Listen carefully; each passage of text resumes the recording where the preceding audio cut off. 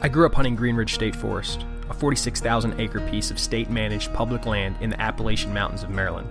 To an Easterner, 46,000 acres is huge, but here I was, embarking on a trip across country with three of my friends, Dusty, Chris, and Steve, to hunt the Caribou National Forest, which is just shy of 1 million acres of public lands in Idaho, Wyoming, and Utah.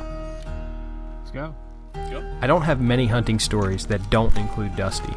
We have many firsts together, and this trip only added to that list. We just walked 2 miles in, decided to come out of some clothing because we were all sweating. It's from 15 degrees to 30 in the past hour, so it's heating up. I don't know, got a long haul ahead of us.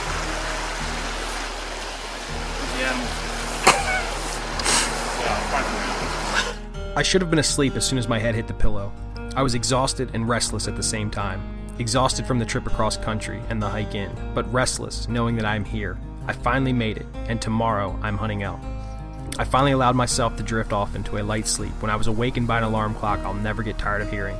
A bull elk ripped out a bugle well before sunrise, and from that point on, there was no more sleep to be had. It was opening day of elk season. The elk were calling.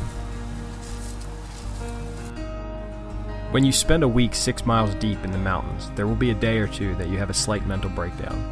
The mountains and temperature swings are enough to make you want to quit.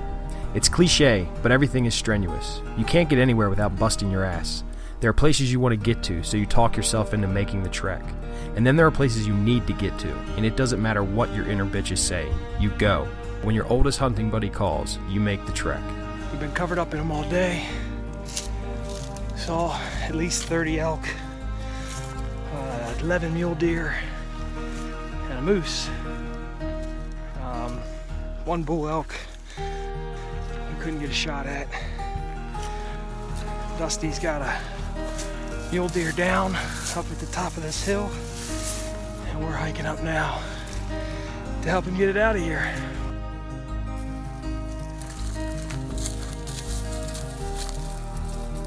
While I watched the sun set on my last chance to get an elk, I found myself preparing to eat tag soup for a second straight year. But it provided me with a chance to reflect on what I had accomplished. Everything is harder in the West. It's harder to eat, harder to get water, harder to sleep, harder to stay warm, harder to stay cool, and it was damn sure harder to hunt. Everything required more effort than anything I had previously experienced. The terrain makes you feel insignificant, like we as humans weren't even made to be there in the first place. And while all of that could have been discouraging, it provided me with a sense of pride that I hadn't really experienced before. I was here, I was experiencing it, and I can come back and do it again as often as I'd like, because I am a public landowner.